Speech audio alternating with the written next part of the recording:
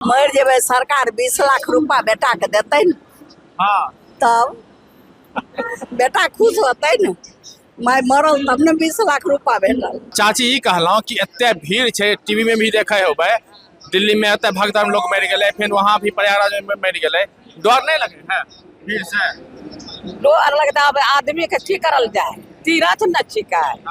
तीरथ के लिए तो एक दिन तो जाइए है, तो जाए जान रोज के जाए वहाँ प्रयागराज हुनकर मर्जी जे हो होता और मैंने आस्था इतना है कि मैंने मरीज में थोड़ा फर्क नहीं पड़ा ना कोई फर्क। अभी फिलहाल मेरी मौजूदगी बेगूसराय स्टेशन पर है और आप सुनिए, लगातार उद्घोषणा की जा रही है कि अनावश्यक लोग प्लेटफॉर्म पर ना आएँ, भीड़ ना बढ़ाएं, क्योंकि अगर ऐसा पकड़े जाने पे आप पे उचित कार्रवाई की जाएगी। लगातार यह उद्घोषणा की जा रही है, यह इसलिए की जा रही है क्योंकि जिस तरह से प्रयागराज में और दिल्ली में जिस तरह से भगदड़ हुई है, कई लोगों की जानें चली गई हैं, इसके बाद रेलवे प्रशासन और जिला प्रशासन दोनों इस बात पे बिल्कुल सख्त है कि प्लेटफॉर्म पे, स्टेशन पे ज़्यादा से ज़्यादा भीड़ ना लगे। नमस्कार, आप देख रहे हैं अमर उजाला में कृष्ण वल्लभ नारायण। फिलहाल मेरी मौजूदगी बेगूसराय स्टेशन पर है और हमने आपको हर तरह की तस्वीर दिखाई है। हमने पटना की भीड़ भी मैंने आपको दिखाया है। उस भीड़ की वजह से जो रोड़ेबाजी हुई है, पत्थरबाजी हुई है, जो घटनाएं हुई हैं, हमने वो भी आपको दिखाया है।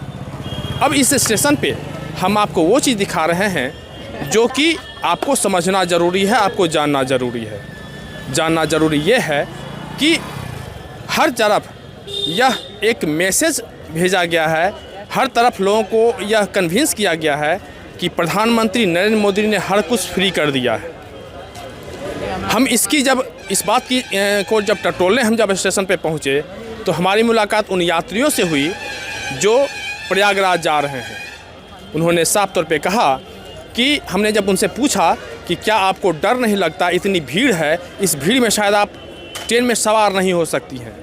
उन्होंने कहा कि हम मर भी जाएंगे तो क्या दिक्कत है, प्रयागराज में या फिर उस रास्ते में अगर मेरी मौत हो जाती है तो प्रधानमंत्री नरेंद्र मोदी हमारे बेटे को 20 लाख रुपया देंगे। अब सुनिए कि किस तरह से वह माँ कह रही है, जो कह रही है उस मर्म को समझना है, क्योंकि वह यह समझ रही है कि मेरे जाते जाते अंत तक भी मेरे बेटे को फ़ायदा कुछ न कुछ हो जाए। चाची ई कहलौं कि एते भीड़ छै, टीवी में भी देखे होबे, दिल्ली में एते भगदड़ लोग मर गए, फिर वहाँ भी प्रयागराज में मर गए, डर नहीं लगे है भीड़ से? डर लगता है आदमी के ठीक करल जाए, तीरथ न छिका है। तीरथ के लिए तो एक दिन तो जाइए है, तो जाए जान रोज के जाए वहाँ प्रयागराज हुनकर मर्जी जे हो होता और मैंने आस्था इतना है कि मैंने मरीज में थोड़ा फर्क नहीं पड़ा ना कोई फर्क। अगर कोई जानियो के मार देते तो अलग बात से। नहीं भीड़ में जैसे धक्का मुक्की हो रहा है, एना में दिक्कत नहीं होता है। वहाँ तो दिक्कत होबे न करते, कैसू चलबे तो भगवान ने करे हाथ एगो श्रद्धा है, जा रहल छे वहाँ पूजा पाठ करे खातिर, नहाबे खातिर जा रहल छे, लेकिन भगवान ने करे कहीं कोई घटना हो जाए तो घर वाला कानते कि नहीं कानते? घर वाला पूरे सुर छे, पूरा कहीं के ठीक कर दे, घरे में मर जेबे तो नहीं कानै छे लोग। की कहलिए? मर जेबे सरकार 20 लाख रुपया बेटा के देते न। हाँ तब बेटा खुश होते न। मैं मरल तब ने 20 लाख रुपया भेटल। अब माँ के जाके दर्द नहीं होता है? खींचने के लिए माँ के गेला के दर्द नहीं होता है? बेटा का मर्जी न क्यों, ये हम केना कहूं। आजकल बेटो आर भय छै,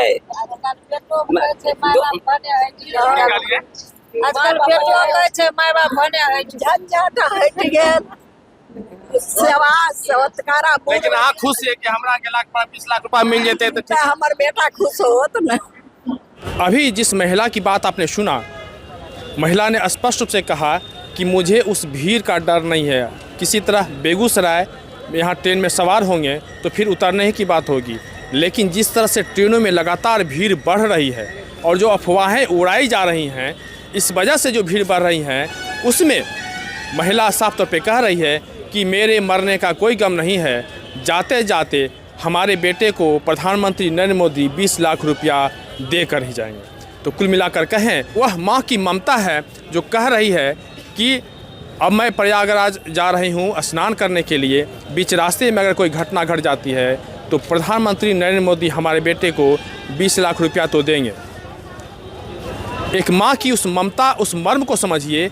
लेकिन अगर वो माँ उस मर्म को, उस माँ की ममता में अगर यह दिख रही है कि अंतिम समय में भी वह यह कह रही है कि मेरे जाने से मेरे बेटे को फ़ायदा हो जाए, तो क्या उस परिवार को या किसी भी मुझे, आपको या किसी भी परिवार को क्या यह सोचना ज़रूरी नहीं है कि जिस उम्र 70 और 80 साल की उम्र के जो लोगों को हम प्रयागराज भेज रहे हैं, जो ट्रेन से भेज रहे हैं, जिनको जाने में इतनी कड़ी मशक्क़तें करनी पड़ रही हैं, तो क्या उनकी जान माल की सुरक्षा करना क्या हमारी जिम्मेदारी नहीं है? बेगूसराय से अमर उजाला के लिए कृष्ण वल्लभ नारायण। अमर उजाला जीवांजलि के सारथी की मदद लें और महाकुंभ में स्नान जरूर करें।